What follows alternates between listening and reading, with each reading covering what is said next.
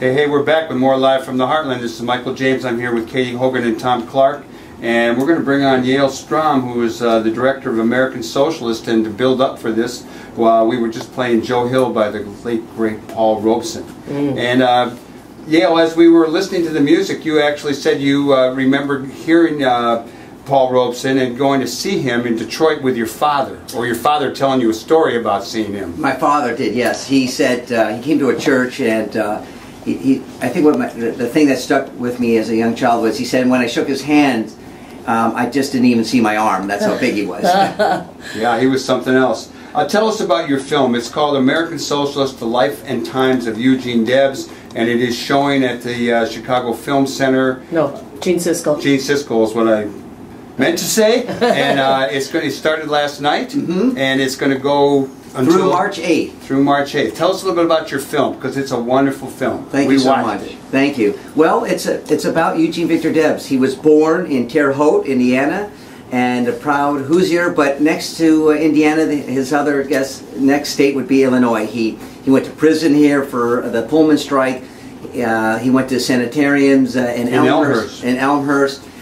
He went to Chicago conventions here when he was elected 5 different times to run for on the Socialist Party ticket that he was a co-founder when he ran for president. And just a man that, guess what, most people say, Eugene Victor Debs, who the hell is that guy? Well, a labor organizer, founded the American Railroad Union, as I said, the co-founder of the Socialist Party, and a person who, as I often say, Senator Bernie Sanders inspired a generation. Who inspired Senator Sanders? And it was Debs. He was also involved in the founding of the Industrial Workers of the World, which really I hadn't known. And he was like the standard bearer for the socialists and the left wing in this country for 20, 25, 30 years. 100%. 100%. Exactly. He, when he ran unsuccessfully for the House of Representatives from his district in Terre Haute, he was getting contributions not only just from all over the United States, but from around the world, Japan, New Zealand, Australia. He got letters from Lenin and other great leaders. So yes, he walked the walk, and working men and women looked up to him. He never talked down to them, and he was a great orator. Yeah, that's what they said. He was like a great speaker, and there's one scene in your movie where there's a Polish crowd who can't understand a word that he's saying, but they're cheering him on because just the way he emanated his stuff. One of the things that you point out in the movie is kind of a split between the old European socialists and utopian socialists. And one of the things that I kind of liked was the utopian socialists had political rhetoric, they had an abolitionist fervor, they were for communal living, and they loved books. Can you tell us a little bit about that movement within the Socialist Party and the movement? Right. Well, Debs was brought up on literature. He was brought up, Thoreau and others like that. And he saw that if you were going to bring socialism here to the United States, you had to do it in a style that was part of our history. Yes, the whites are from immigrant stock from Europe. Evangelical socialism. Exactly, but you had to do it, and that's why the rhetoric also had to be imbued with religious fervor. Thank you. From the Bible. I mean, as he said, I think, I hope I quote it right. He says, Debs said that Christianity was just a true form of socialism if you really lived it. And we tried that rap. Right. So it was, and so that's what made Debs. So people weren't saying, oh, he wants to take my religion away, or I don't have freedom of speech. He said, no. What we have is we have the right to demand the man on the hill who owns your farm, who owns your house, who owns your car, who owns basically the air you breathe, and say, this is what you're going to pay me, and you're forever going to be in debt to me. And he said, is this what our founding fathers fought for? And so Jefferson and Paine and Franklin and Hamilton, I think they would have been very proud of Debs. Well, Yale Strom, this film is something I've been waiting all my life to be made. I got to know, as did my cohorts in this show, I got to know Eugene V. Debs as a young college student, thanks to David Orr, my history professor at the time, who handed us his autobiography, and I never looked back. So I'm so glad you do him justice. And we'll get into the music, but one of the things that that struck me about this film is the incredible span of history that you're educating the watcher with, and the movement. For example, Big Bill Haywood raised $35,000. I have his desk in my garage. I know, Michael. Thank you for adding that. Museums pay on in 19 whatever it was, 10 or 08, when he raised 35 grand for the Red Special. I love the Red Special. The train that traveled from one end of the country to the other and organized people. And what surprised the heck out of me was the Oklahoma tent revival. Oklahoma and Texas. And Texas, yeah. I mean, that was an incredible aspect, and that speaks to, not throwing out religion, including it, the socialist encampments. Anyway, I can't even say enough about all of this stuff. I liked that you inserted Muhammad Ali, for example, when you're talking about the socialist relationship with the peace movement at World War I. We did that with Ali, the Pope, Dr. King, and Bernie Sanders. Kind of, they were little bridges in the movie. And the American brothers. And the American brothers, yes. Well, these are people who went to prison for their convictions. It's easy to talk, but when you're looking at a prison cell, you might say, but Debs didn't, and Debs didn't know that he was not going to serve a full 10 years. That's right. And his health wasn't good. Right, and what he did in the jails, he got a standing ovation. In fact, the prisoners were let out of their cells to say goodbye to him when he left the first prison sentence. He ran for office from a prison cell. But you also talk about what I couldn't believe, the J. Edgar Hoover connection. So talk about the Sedition Acts and the limits to free speech and 10,000 arrested. Palmer raids, all the stuff that young kids don't know. So what happened was, with 1914, World War I happens. The United States is not in it, but preparedness. That was a word that I had not. I was learning as I was making this film. So they would have these preparedness parades, with military and let's get ready and gung ho and so forth. And many Americans, including of course the socialists and Debs, said, "Wait a minute, what are we going to fight for over there? That's not our war." And that's war of big businesses, of empires, of monarchies, and of course who's going to die will be the working man, men and women. And so comes when in 1917 Woodrow Wilson finally says we're going to war. And in fact, I have to add, there were socialists. He broke away from socialists. Right. He split. There were some socialists, big name socialists, that said, "Oh, we must because we're supporting the workers over there." And Debs said, "No." I mean, really, you have to give that guy credit, because he knew he was splitting many socialist followers. Yeah. So anyhow, his health hadn't been well. He had been staying low in his home, quiet, and finally he just said, "I have to go out and speak." So June 16, 1918, he goes to Canton, Ohio, because a couple of his colleagues were put in prison because they spoke against going to war.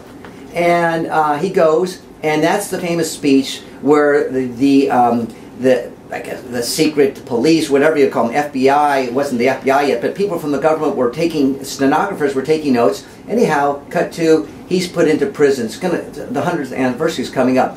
And why? Because of the Sedition Act. The government said, if you clearly encourage men and women to go and to not honor their induction, that they're burning their draft card, slowing down the labor process, all of the things that help the war machine, then you're the enemy of the people. You're the enemy of the country. And Debs disagreed. And of course, it was fought all the way up to the Supreme Court. And good old Oliver Wendell Holmes said, no, he's a danger to the country, etc., etc. And so that was it. So basically, here's a man put into prison for free speech. Yeah.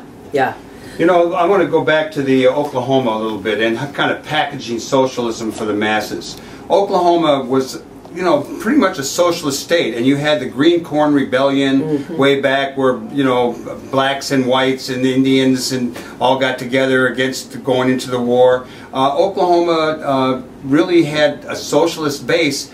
Can you address where the switch was in Oklahoma and where it became kind of right-wing and conservative? I mean, we see Fred Harris on TV the last few days talking about the Kerner Commission, and he was one of the progressive guys out of Oklahoma, and I think his wife ran for president. And but today Oklahoma really is kind of in the backwoods, so to speak. Right. Oklahoma, East Texas, Nebraska, Kansas, areas that Debs got thousands, tens of thousands of votes. Well, you know where it began? It began when the party split, the Socialist Party split, and you get the Communist Party, and starting with the Palmer-Aids and then through the 20s and 30s, basically where the U.S. government, with the backing and encouragement of CEOs, Wall Street basically said the word socialism and communism is going to be the boogeyman because it's against capitalism. Anything the Soviets do is tarnished, and that's when it really began. And so when people hear this rhetoric, not just for a day or a month, years, right? Years, then this word becomes a bad word. I say to people, socialism, the root word is social. I didn't know being social is such a terrible thing.